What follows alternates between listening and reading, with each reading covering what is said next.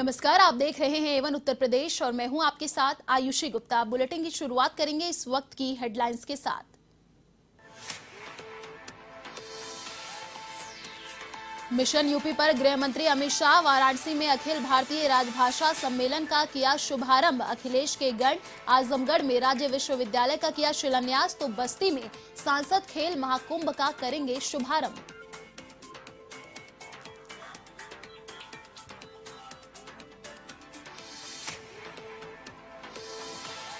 गोरखपुर में सपा सुप्रीमो अखिलेश यादव ने किया चुनावी आगाज। विजय रथ यात्रा के तीसरे चरण का किया शुभारंभ। सुरक्षा व्यवस्था के रहे पुख्ता इंतजाम।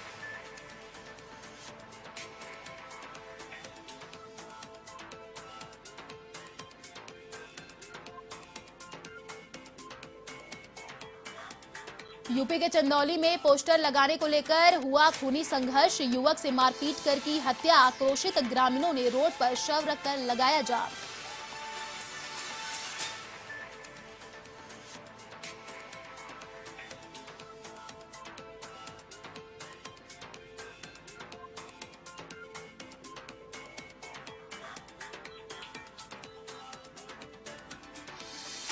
यूपी के बांसूर में कोर्ट का बड़ा फैसला। 3 मासूम बेटियों की हत्या के आरोप में पिता को सुनाई फांसी की सजा। आरोपी के मासूमों की हत्या के बाद कमरे में पेट्रोल डालकर लगाई थी आग।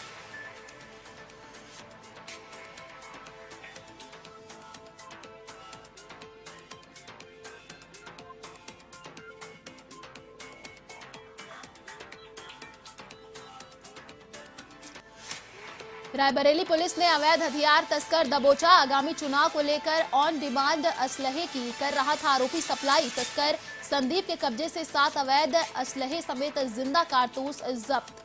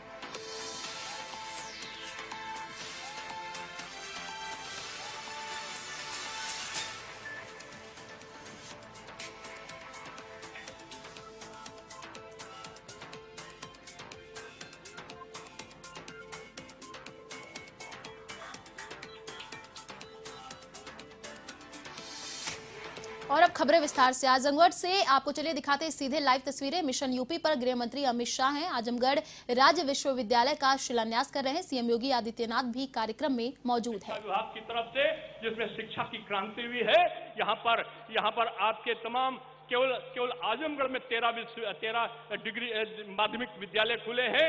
हमारे 29 डिग्री कॉलेजेस हमारे मंडल में खुले हैं, हमारे वाराणसी संकुल में खुले हैं। यहाँ पर आज शिक्षा का क्षेत्र, स्वास्थ्य का क्षेत्र, सारे क्षेत्र बने हैं। इसलिए मैं ऐसे क्षेत्र में आए हुए अपने गृह मंत्री का और मुख्यमंत्री का शिक्षा विभाग की तरफ से मैं वंदन, अभिनंदन और स्वागत करता हूँ। बहुत बहुत धन्यवाद माननीय। मंच पर आसीन है माननीय शिक्षा, कौशल विकास, उद्यमिता मंत्री भारत सरकार माननीय श्री धर्मेंद्र प्रधान जी। हम उनसे भी अनुरोध करेंगे कि आज के इस अवसर पर अपने विचार प्रकट करने की कृपा करें।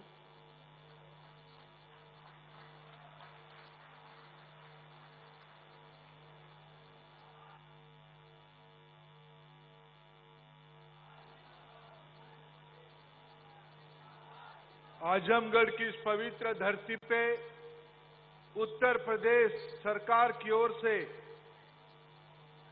प्रधानमंत्री जी के द्वारा राष्ट्रीय शिक्षा नीति के उपरांत पूर्वांचल की इस पवित्र धरती पे, विद्वानों की धरती पे तो यूपी के आजमगढ़ में राज्य विश्वविद्यालय का शिलान्यास किया जा रहा है। चलिए बढ़ते हैं अगली खबर की ओर। केंद्रीय गृह सहकारिता मंत्री अमित शाह मिशन यूपी पर हैं, जिन्होंने वाराणसी के दयाल हस्तकला संकुल राजभाषा सम्मेलन का शुभारंभ किया। इस दौरान सीएम योगी आदित्यनाथ भी मौजूद रहे। कार्यक्रम में संबोधित करते हुए शाह ने कहा कि आजादी की लंबी लड़ाई लड़ने के बाद हमें स्वराज मिला, लेकिन स्वदेशी और स्वभाषा का लक्ष्य अधूरा रह गया। प्रधानमंत्री नरेंद्र मोदी की केंद्र में सरकार बनी तो स्वदेशी पर जोर देने का काम शुरू हुआ। आजादी के अमृत महोत्सव में हम भारतीयों का यह संकल्प हो कि देश के स्वतंत्रता के जब 100 साल पूरे हो तो हमारी स्थानीय भाषाओं और राजभाषा हिंदी का इतना दबदबा हो कि हमें किसी विदेशी भाषा की मदद की जरूरत न पड़े। इस देश की शिक्षा, प्रशासन, न्याय व्यवस्था, तकनीक व जनसंचार की भाषा स्थानीय भाषा और राजभाषा हिंदी होगी, तभी उसका लाभ आमजन को होगा।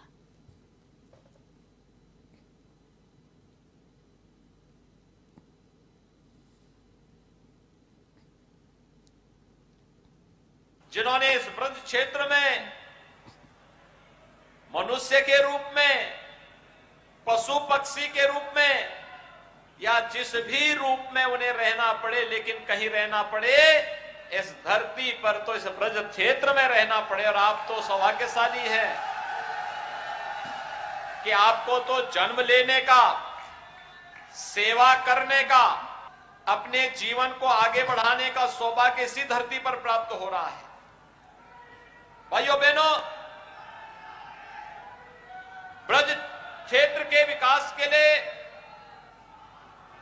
केंद्र और प्रदेश सरकार पूरी प्रतिबद्धता के साथ कार्य कर रही है और इसमें कोई कोताही किसी भी स्तर पर नहीं हो सकती। आप याद करिए, हजारों वर्षों का एक लिखित इतिहास आपके हाथों में रहता है इस क्षेत्र का। दुनिया के अंदर इतना प्राचीन इतिहास किसी के पास नहीं। ये लोक गाथाओं के साथ, यहां की कलाओं के साथ, यहां के संगीत के साथ, यहां के एक एक कण कण के साथ, रज रज के साथ, वह सब कुछ रचा बसा है।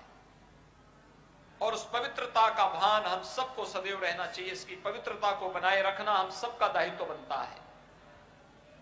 और आज मुझे प्रसन्नता है, ब्रज रस के इस उत्सव के साथ देश के हुनर को भी एक मंच दिया गया है कि आजादी के अमृत महोत्सव के वर्ष के अंदर पहली बार राजभाषा का सम्मेलन राजधानी के बाहर लाने में हमें सफलता मिली।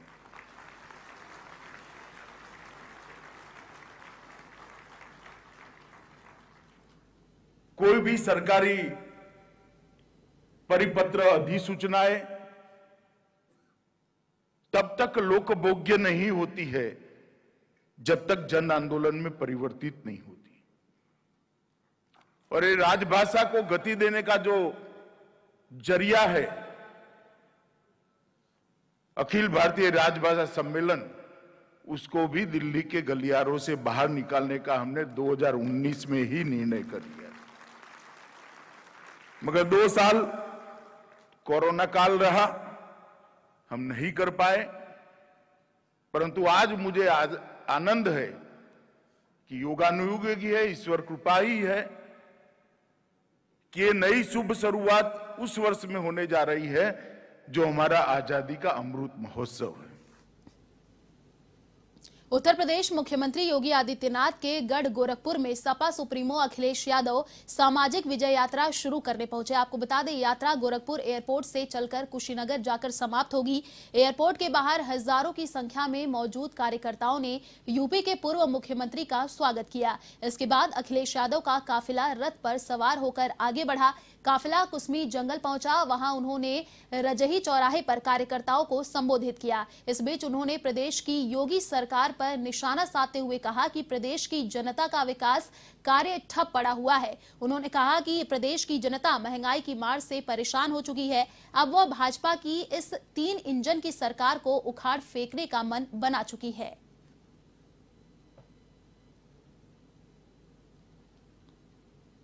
तो सपा सुप्रीमो का कार्यकर्ताओं ने उत्साह बढ़ाया।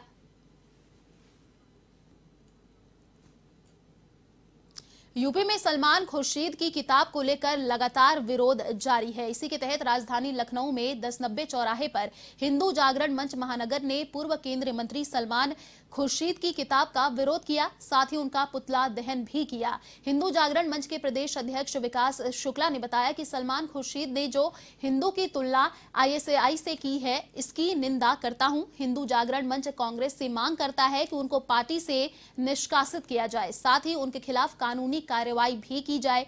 उन्होंने बताया कि अगर यूपी में सलमान खुर्शीद की एंट्री होगी तो उनको काले झंडे दिखाए जाएंगे। इस दौरान कोषाध्यक्ष अमित अग्रवाल, संजय अग्रहरी, गौरव सिंह समेत दर्जनों कार्यकर्ता मौजूद रहे।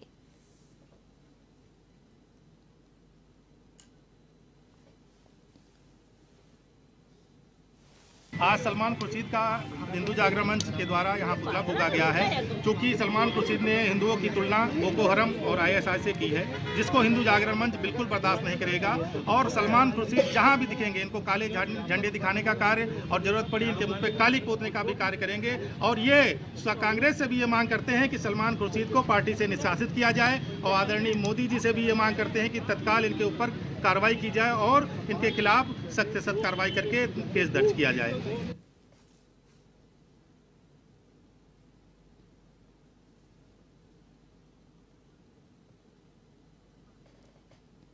तो चलिए आपको सीधे लिए चलते हैं यूपी के आजमगढ़ से और दिखाते हैं लाइव तस्वीरें, जहां पर राज्य विश्वविद्यालय का शिलान्यास किया जा रहा है। आजमगढ़ के सभी उपस्थित भाइयों बहनों, आप सबकी ओर से मैं भारत सरकार के लोकप्रिय और यशस्वी गृह और सहकारिता मंत्री मां भारती के यशस्वी सपूत आदरणीय अमित शाह जी का हृदय से स्वागत करता हूं, अभिनंदन करता हूं।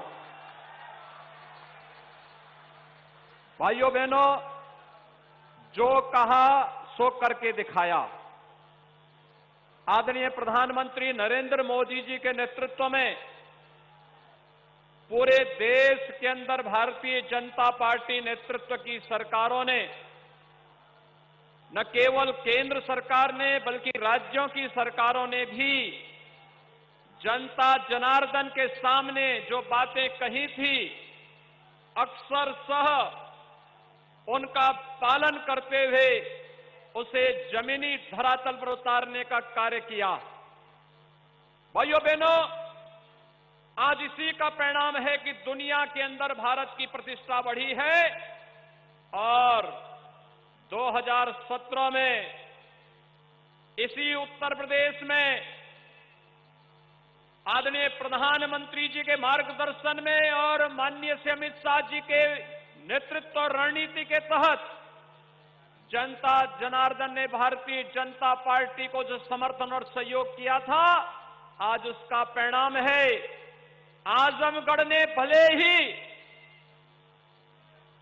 दो पूर्व मुख्यमंत्री दिए हो, लोकसभा में सांसद चुन करके भेजे हो, लेकिन उनके कारण आजमगढ़ की पहचान धूमिल ही हुई है। पहचान का संकट आजमगढ़ के सामने उन्होंने हमेशा खड़ा किया था। ये वही आजमगढ़ है 2017-2014 के पहले यहां का नौजवान जब देश के अंदर कहीं जाता था तो होटल में कमरा नहीं मिलता था, धर्मशाला में कमरा नहीं मिलता था। पहचान का एक संकट खड़ा होकर के आपके सामने पहचान का एक संकट खड़ा होता था।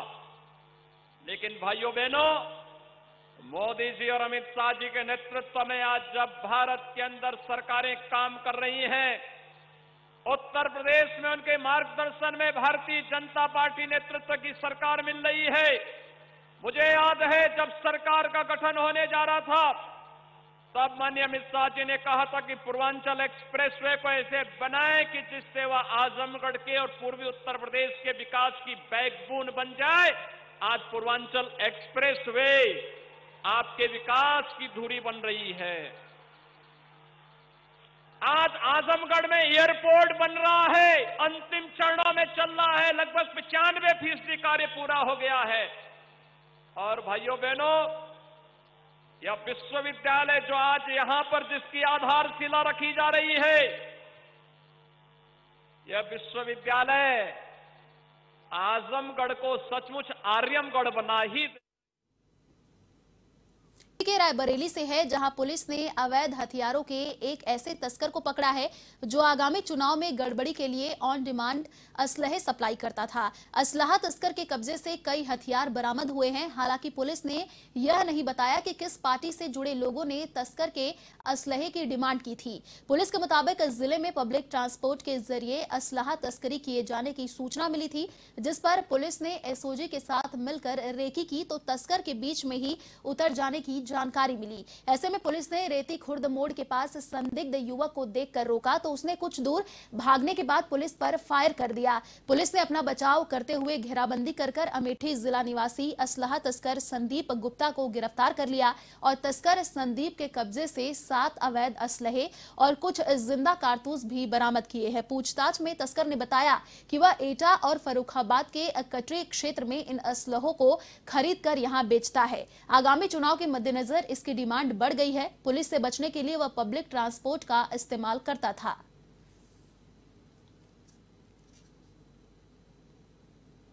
आगामी चुनाव के दृष्टिगत कुछ इनपुट मिला था कि कुछ व्यक्तियों द्वारा शस्त्र की तस्करी की जा रही है, जिसके क्रम में आज एक व्यक्ति को थाना कोतवाली एसओजी और सर्विलांस की टीम द्वारा गिरफ्तार किया गया, जिसके पास से कुछ 7 कंट्री मेड वेपन्स बरामद हुए हैं। पूछताछ में इसने बताया कि डिमांड के अनुसार यह एटा और फर्रुखाबाद बॉर्डर पर जो कटरी क्षेत्र है वहाँ से एक व्यक्ति के माध्यम से ये शस्त्र प्राप्त करता था और लोगों को सप्लाई किया करता था।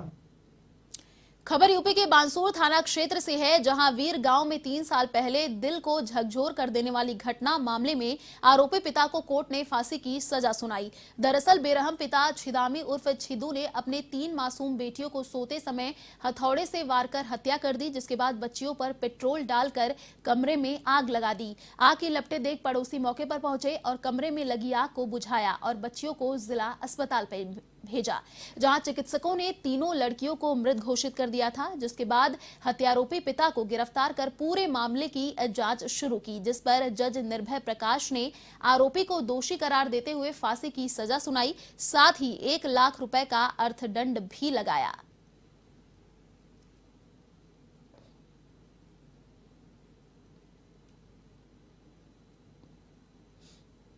आज माननीय न्यायालय द्वारा अभियुक्त छिदामी उर्फ छिद्दू, जिसने अपनी 3 बच्चियों की हत्या की थी, सिर कुचल के उनको हत्या की पहले और उसके बाद उन तीनों बच्चियों को पेट्रोल डाल के आग के हवाले कर दिया था, जो मुकदमा वर्ष 13/11/18 का है और उसमें न्यायालय ने आज मृत्युदंड की सजा सुनाई है। खबर यूपी के हमीरपुर से है, जहां बिच्छू संगठन और पुलिस के बीच फायरिंग हो गई, जिसके बाद पुलिस ने बदमाश बंटा को धर दबोचा, जिस पर 25,000 रुपए का इनाम भी घोषित था। दरअसल बिच्छू संगठन की ओर से 2 दिन पूर्व पेट्रोल पंप के मालिक पर फायरिंग की थी, जिसके बाद पुलिस लगातार दबिश दे रही थी। ऐसे में बदमाशों की पुलिस से मुठभेड़ भी हो गई, जहां आरोपी बंटा के पैर में गोली लग गई, जिसके बाद घायल बदमाश को पुलिस ने धर दबोचा।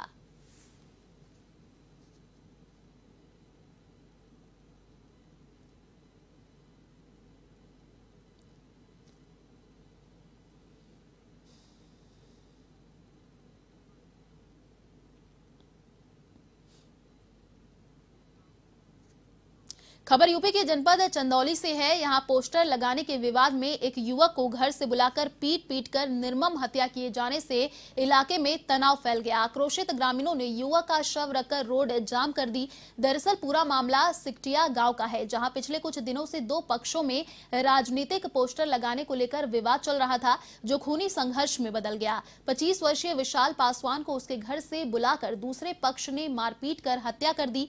घटना से आक्रोशित लोगों ने शव को सड़क पर रखकर जाम कर दिया। साथ ही घटनास्थल से कुछ दूरी पर स्थित आरोपियों की दुकान पर जमकर तोड़फोड़ के साथ आगजनी कर दी गई, जिसके बाद कई थानों की फोर्स मौके पर पहुंची, तो वहीं आक्रोशित लोगों ने पुलिस पर भी पथराव करने का प्रयास किया। हालांकि डीएम और एसीपी अंकुर अग्रवाल पूरे मामले को शांत करवाने में जुट गए हैं।